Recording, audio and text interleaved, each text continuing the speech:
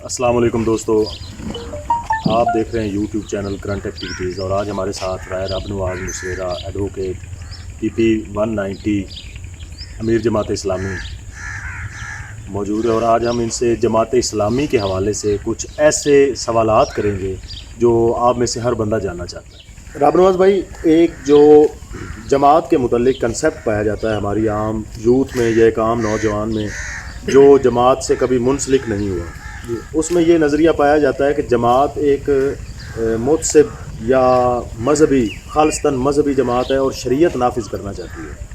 تو کیا آپ کو ایسا لگتا ہے کہ واقعی جماعت ایک متعصب یا شریعت نافذ کرنا چاہتی ہے، یا یہ کوئی کرخت یعنی سخت لہجوں والی جماعت ہے؟ جی بالکل، اس کے لیے اس جماعت میں ہر پاکستان میں جتنی بھی کمیونٹیز ہیں ہر ایک کے لیے جگہ موجود ہے، اور میں سمجھتا ہوں کہ جگہ ہی اس میں موجود ہے جو نچلے لیول سے بندے کو اٹھا کر اوپر تک لے جاتی ہے۔ جماعت آپ کے کردار سے، آپ کی محنت سے متاثر ہوتے ہیں، جب بھی جو آپ کا میرٹ بنتا ہے وہاں تک آپ کو جماعت نیچے سے اوپر تک لے جاتی ہے۔ اس میں اکاؤنٹ بیلنس نہیں دیکھے جاتے، اس میں ذات پات نہیں دیکھی جاتی۔ اور جو آپ نے سوال کیا اس کا تو جواب بہترین جو آئین پاکستان ہے اس میں موجود ہے کہ ہم تو چاہتے ہیں کہ جو آئین پاکستان ہے 73 کا آئین ہے پاکستان کا، اس پر عمل کیا جائے۔ تو ہمارے محترم امیر جماعت اسلامی سینیٹر سراج الحق صاحب نے بھی کہا تھا کہ کوئی جماعت بھی PTI ہے، پیپلز پارٹی ہے، نون لیگ ہے، کوئی بھی سیاسی جماعت آئے اور جو اسلام کا نظام ہے اس کے غلبے کے لیے وہ بلند کرے علم، اور ہم ان کے ساتھ ہیں۔ ہمارا تو مقصد صرف یہ ہے، تو جو ہے سختی وہ نہیں ہے، جو شریعت میں جتنی حدود ہیں ان کو قائم کرنا، ان کو اگر کوئی سختی سمجھتا ہے تو وہ ہم سمجھتے ہیں کہ اسلام کے جو حدود ہیں، اسلام کی جو شریعت کے مطابق جتنے معاملات ہیں وہ ہم چلانا چاہتے ہیں۔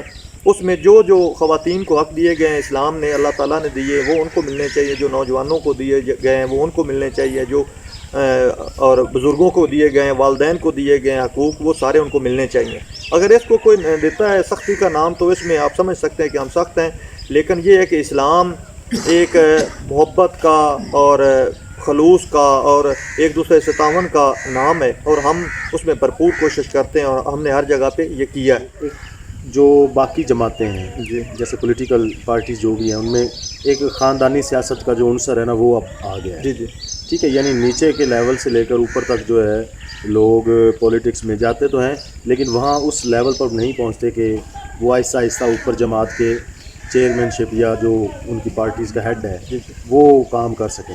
تو کیا جماعت اسلامی میں ایسا ہو سکتا ہے کہ کوئی نیچے کا بندہ اوپر جا کے اس کی باغ ڈور سنبھال سکے جماعت کی؟ کیا ادھر بھی ایسا ہے، یا خاندانی سیاست اس میں کس حد تک انوالو ہے؟ نہیں جی، اس میں بالکل ہی مختلف سلسلہ ہے کہ جتنی بھی سیاسی جماعتیں وہ آپ کے سامنے، اور ان کے جتنے بھی لیڈرز ہیں وہ بھی آپ کے سامنے ہیں۔ اگر وہ پیپلز پارٹی ہے تو وہ بھٹو خاندان سے ہوتی ہوئی زرداری کی طرف آئی، اور زرداری سے ہوتی ہوئی زرداری کے بیٹے وہ جو بلاول زرداری ہے، بلاول بھٹو زرداری، اس کی طرف چلی گئی۔ اسی طرح آپ دیکھتے ہیں نواز شریف اور شہباز شریف کا جو بیٹے ہیں، بھتیجے ہیں، ان کی طرف چلی گئی اور وہی اس کے لیڈر ہیں۔ اسی طرح چودھری برادران دیکھتے ہیں تو ان کے نیچے بچے ہیں۔ جتنی بھی سیاسی جماعتیں ہیں پاکستان میں وہ ساری اس وقت تک صرف اور صرف خاندانی سیاست میں الجھی ہوئی ہیں۔ تو یہاں پہ جماعت اسلامی بالکل منفرد جماعت ہے، اور میرٹ پہ جو بھی بندہ آتا ہے اس کو امارت کی ذمہ داری دی جاتی ہے۔ سید مودودی رحمۃ اللہ علیہ اس کے بانی ہیں، اور ان کے امیر ہونے کے بعد جب میاں طفیل احمد صاحب بنے، اور اس کے بعد جو سید منور حسن، قاضی حسین احمد صاحب، سید منور حسن اور سراج الحق صاحب ہیں، تو یہ مختلف شہروں سے ہیں، مختلف برادریوں سے ہیں۔ اس میں کوئی برادری کی قید نہیں، کوئی کسی کے شہر کی قید نہیں، کوئی اکاؤنٹ بیلنس کی قید نہیں۔ جو سراج الحق صاحب ہیں ان کا اکاؤنٹ ہی کوئی نہیں کسی بینک میں۔ تو اس کے علاوہ یہ ہے کہ ان کا وہ ایک چھوٹے سے وہ خاندان سے وہاں سے اٹھے اور آگے اسلامی جمعیت طلبہ کے ناظم اعلیٰ بنے، اس کے بعد وہ 2 مرتبہ وزیر خزانہ KPK کے بنے، اور میرٹ پہ جب جماعت نے ووٹ دیا اور وہ جماعت اسلامی کے پاکستان کے امیر بن گئے، تو الحمدللہ میں یہ فخر سے بات کہہ سکتا ہوں کہ جماعت اسلامی کو ہی یہ اعزاز حاصل ہے کہ وہ نچلے لیول سے بندے کو اس کی کارکردگی کی بنیاد پر، اللہ تعالیٰ سے تعلق کی بنیاد پر نیچے سے اٹھا کر اوپر تک لانے میں وہ کردار ادا کرتے ہیں۔ آپ میری مثال ہی لیں تو ہمارے ضلع اوکاڑا میں جو میرا باپ دادا یا ہمارے خاندان میں سے کوئی بندہ بھی جماعت میں شریک نہیں تھا، تو اس صورت کو دیکھا جائے تو پھر تو جماعت کی مجھے ذمہ داری بھی نہیں ملنی چاہیے، اگر ملتی بھی تو صرف ممبر ہی بنتا۔ یہاں پہ ڈاکٹر لیاقت علی کوثر صاحب، اس سے پہلے شیخ اظہر صاحب، شیخ فاروق صاحب، اور اس کے علاوہ رضوان صاحب، ڈاکٹر بابر رشید صاحب، یہ مختلف ادوار میں مختلف امیر منتخب ہوتے رہے ضلع اوکاڑا کے، اور اسی طرح ہمارے زون میں مختلف جو امیر ہیں وہ تبدیل ہوتے رہے. جب ارکان نے مجھے ووٹ دیا تو اس MP کے حلقے کا میں امیر منتخب ہوا ہوں. اس میں کوئی کسی کی سفارش کی ضرورت نہیں, کوئی آپ کے جو ہے وہ اکاؤنٹ بیلنس کی, کوئی آپ کے خاندانی سیاست کی, اس میں کوئی ایسا کردار نہیں ہے. تو میں اس پہ مطمئن ہوں اور میں سمجھتا ہوں کہ وہ جماعت اسلامی ہی پاکستان کی جماعت ہے جو کہ اس خاندانی سیاست سے بہت دور ہے, اور میرٹ پر اور حقیقی جمہوری جماعت یہی ہے جماعت اسلامی. جو آپ لوگوں نے ایک کمپین چلائی ہوئی ہے جماعت اسلامی میں شمولیت کی جو دعوت آپ لوگ دے رہے ہیں اس PP 190 190 میں, یا دوسرے بھی جو زونز ہیں ان میں بھی آپ دے رہے ہوں گے اناب کے ارکان جو ہیں, تو اس میں اگر ایک بندہ یا ایک عام آدمی جماعت میں آ جاتا ہے تو جماعت کو تو فائدہ ہے کہ اس کا ایک ممبر بڑھا ہے, لیکن اس بندے کو کیا فائدہ ہے کہ وہ جماعت اسلامی میں اسے آ کے کیا ملا ہے؟ اس میں بڑا واضح جواب ہے کہ جو بھی بندہ ہمارے ساتھ شریک ہوتا ہے, ہماری دعوت کا مقصد ہی ہے بندوں کو بندوں کی غلامی سے نکال کر خالصتاً اللہ تعالیٰ کی غلامی میں دے دینا. جب بندہ بندوں کی غلامی سے نکل جاتا ہے تو پھر تو اس کو کوئی غلامی رہتی ہی نہیں نا, اللہ تعالیٰ کا غلام ہو جانا در حقیقت دنیا اور آخرت اس کو مل جاتی ہے. یہی ہماری بنیاد ہے. اور جب ہمارے ساتھ کوئی شامل ہوتا ہے تو ٹھیک ہے, اسٹرینتھ بڑھتی ہے, جماعت میں مضبوطی آتی ہے, اور ہم سمجھتے ہیں کہ ہماری وہ فیملی کا ممبر بن جاتا ہے. پھر اس کا ہر دکھ سکھ, اس کی تکلیف وہ ہماری تکلیف ہوتی ہے, اس کی خوشی ہماری خوشی ہوتی ہے.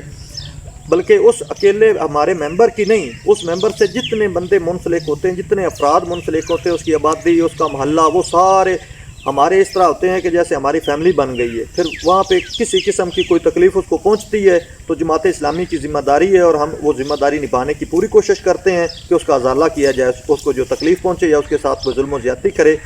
پہلی بات تو وہ کوئی سوچ ہی نہیں سکتا کہ جب جماعت اسلامی کا رکن ممبر بن جاتا ہے تو اس کے خلاف ظلم و زیادتی کی کوئی بات سوچ ہی نہیں سکتا. اگر کوئی کرنے کی کوشش کرے گا تو اس کو ہم ہر لحاظ سے اس کا جواب دیں گے, قانونی لحاظ سے, اور جتنا بھی ہم اس کو اخلاقی لحاظ سے بھی دیں گے انشاءاللہ. کہ تنظیموں کی بحالی کے لیے جمعیت جو ہے کیا وہ پازیٹیو سوچ رکھتی ہے یا نہیں؟ جیسے ابھی جمعیت جو ہے یہ بحال ہے, پورے ملک میں صرف ایک ہی آرگنائزیشن یعنی جمعیت جو ہے ابھی تک بحال ہے. باقی آرگنائزیشن جو ہیں یونیورسٹیز میں یا کسی بھی سطح پہ میں نے نہیں دیکھی ہیں کہ اچھی طرح سے یا ان کو ایک پولیٹیکل سرپرستی حاصل ہو.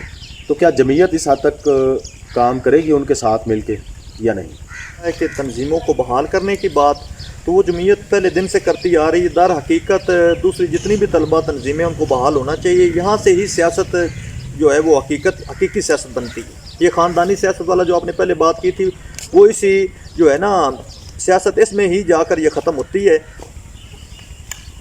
یونیورسٹیز یا کالجز میں طلبہ تک یہ اس بات کو نہیں پہنچائیں گے اور ان کی آزادی اور ان کی بحالی نہیں ہوگی, سیاست آپ کی جو جمہوریت ہے وہ حقیقی جمہوریت نہیں رہ جائے گی. اسلامی جمعیت طلبہ تو چاہتی ہے کہ یہ الیکشنز ہوں اور ساری تنظیمیں بحال ہوں, پھر سارے بندے جو ہیں وہ نکھر کر آئیں اپنی بنیاد پہ اپنے ووٹ لے کر. تو جہاں بھی جب بھی الیکشن ہوتے رہے اسلامی جمعیت طلبہ نے اس میں بھرپور حصہ لیا اور کامیابی بھی حاصل کی. آج بھی ہم اس حق میں ہیں کہ اس حکومت کو فوری طور پر چاہیے کہ اس کو بحال کرے. ساری جتنی بھی طلبہ تنظیمیں ان کو بحال ہونا چاہیے. یہ نوجوانوں کا حق ہے, اور آئین پاکستان میں لکھا گیا ہے کہ ہر بندہ اپنی جو ہے نا وہ تنظیم بنا سکتا ہے. جو اسٹوڈنٹ ہے وہ بھی اپنی یونین بنا سکتے ہیں. تو ان کو جتنی بھی یونینز ہیں ان کو بحال ہونا چاہیے. پہلی فرصت میں عمران خان وزیر اعظم سے ہمارا مطالبہ ہے کہ یہ کام کر دیں, یہ بڑا اچھا کام ہے. اس سے ہی جو جمہوریت ہے وہ حقیقی جمہوریت پیدا ہو سکتی ہے پاکستان میں. الخدمت فاؤنڈیشن جو جمعیت کا ایک الگ سے ونگ ہے, ان کا بڑا پازیٹیو کردار رہا ہے, ہم سب نے دیکھا ہے, اس میں مختلف لوگوں نے اسے سراہا بھی ہے. تو یہ جو الخدمت فاؤنڈیشن کی فنڈنگ ہے اس کے کیا ذرائع ہیں؟ مطلب کیسے آپ لوگوں کو جو ہے یہ فنڈنگ کہیں سے باہر سے مل رہی ہے یا جمعیت کے لوگ خود ہی اس کی اپنی جیب سے کر رہے ہیں یا کوئی اور فنڈنگ کے ذرائع ہیں کسی حد تک؟ جی, سب سے پہلے تو میں آپ کو یہ بتاتا ہوں کہ جو ہے نا الخدمت فاؤنڈیشن وہ ٹھیک ہے ذیلی تنظیم ہے, جماعت اسلامی کے انڈر ہی کام کر رہی ہے. تو جمعیت بھی جو ہے وہ جماعت اسلامی کے انڈر ہی ہے, طلبہ ونگ ہے اس کا. تو جو فنڈنگ کا سلسلہ ہے وہ تو ہمارے جو جتنے بھی مخیر حضرات ہیں پاکستان میں انہوں نے دیکھا ہے کہ جب بھی یہاں پہ پاکستان میں زلزلہ آیا ہے, یہاں پہ سیلاب آیا ہے, یہاں پہ کوئی بھی ایسا جو ہے نا وہ زلزلہ آیا ہے, سیلاب آیا ہے, یا کوئی ایسا قحط کا سلسلہ بنا ہے, یا تھر میں پانی کا مسئلہ تھا, تو تب وہاں پہ جماعت پہنچی ہے اور الخدمت پہنچی. الخدمت کا جو کام ہے وہ مخیر حضرات کو نظر آتا ہے, اور میرٹ پہ جب کام ہم کرتے ہیں تو وہ بڑھ چڑھ کر ہمارے ساتھ تعاون کرتے ہیں. جو پاکستان کے بندے باہر کام کر رہے ہیں اور اپنے ان کے بزنس ہیں وہ بھی ہمارے ساتھ رابطے میں ہوتے ہیں, وہ بھی خدمت کرتے ہیں. ہمارے جتنے بھی کارکنان ہیں, ذمہ داران ہیں, ان سب نے اس میں حصہ ڈالا ہے, میرے سمیت سب نے. تو ہم نے کوشش کی ہے, اس میں راشن بھی ہم نے کرونا سے متاثرین جتنے بھی ذمہ داران تھے, یہ افراد تھے, ان کو دیا ہے. सफ़ेद पोश तबका था, जो मज़दूर तबका था, उन तक पहुँचाया है। उसके अलावा हमने जो एंटी कोरोना स्प्रे है वो मसाजिद में, पब्लिक मकामात पर और जितनी अपनी मदद आपके तहत कर सकते थे वो भी किया है। तो हम आए दिन कुछ ना कुछ अल खिदमत के तहत करते रहते हैं, और अल खिदमत आवाम में से है और आवाम की खिदमत करती है। तो आवाम में जो जितने भी मुखय्यर अज़ात वो समझते हैं कि हम मेरिट पर काम करते हैं और निचले लेवल तक इसको पहुँचाते हैं। उनका पैसा दिया हुआ ज़ाया नहीं होता, 100% तक नीचे तक जाता है। तो वो हम पर इत्मीनान करते हैं और हम मुखय्यर हज़रात के शुक्रगुज़ार हैं, और आपके भी शुक्रगुज़ार है कि आपने इस मौजू पर बात की। जमात में जो सीनियर्स की राय है वो जूनियर्स के लिए एक डिक्टेटरशिप की हैसियत रखती है, या इसमें कोई इख्तलाफ वो कर सकते हैं जूनियर, यानी जूनियर अपनी राय की यानी पार्टी में जूनियर की जो राय है उसकी किस हद तक अहमियत है? सबसे पहले तो जो हमारा हलफ होता है उसमें लिखा जाता है कि जो शरीयत के मुताबिक हमारा जो भी अमीर है वो जो हुक्म देगा उसके हम पाबंद होंगे। शरीयत का जो भी हुक्म होगा अगर शरीयत से हट के होगा तो उसके हम ज़िम्मेदार नहीं होंगे, ना हम उसके पाबंद होंगे। बाकी जो होते हैं मामलात होते रहते हैं, मुख्तलिफ ज़मीनी हक़ाइक़ होते हैं, वहाँ पे मसाइल भी होते रहते हैं, वहाँ पे बंदे बिठाए जाते हैं। हमारा जो भी होता है अमीर, वो एक मुशावरत होती है, मुशावरत में हर बंदे की राय को अहमियत दी जाती है। और रही बात डिक्टेटरशिप की, वो बिल्कुल नहीं है, राय तब्दील की जा सकती है और कई बार हुई है। जो अमीर फैसला करता है, नीचे जो शूरा का फैसला होता है, उसके आगे जो अमीर का फैसला है फिर उसकी वो वैल्यू नहीं होती। अखलाकी लिहाज से तो माना जाए तो माना जा सकता है, लेकिन डिक्टेट करके वो ना कोई अमीर मनवाता है और ना जमात इस्लामी में इसकी डिक्टेटरशिप की कोई गुंजाइश है। यहाँ पे जो थाना कल्चर है और ये चोरी डकैती यानी कि ज़्यादातर थाना कल्चर पाया जाता है, जी जी, तो इसमें एक आम आदमी की आप किस तरह मदद करते हैं? यानी उससे थाने में रिश्वत ली जाती है या उस पर कोई गलत दरख्वास्त या पर्चा वगैरह दे दिया जाता है, तो उसमें आप किस तरह उसकी मदद करते हैं कि या कभी आपने ये चीज़ें फेस की? बिल्कुल, जब से हमारा ये मेरी ज़िम्मेदारी यूनियन कौंसिल से मैं शुरू किया है, 2011 से लेकर 2020 तक का जो सफ़र है ये थाना कचहरी में ही गुजरा है, यानी कि लोगों की मदद करते हुए। बाज़ औक़ात लोगों पर जो ऐसे झूठी FIR डाल दी जाती हैं कि उनको सियासी जो है ना वो निशाना बनाया जाए जब वो सियासत में उनका साथ नहीं देते। बाज़ औक़ात ऐसा होता है कि जो गरीब बेबस मज़लूम है उसके साथ जुल्म होता है, तो उसके जो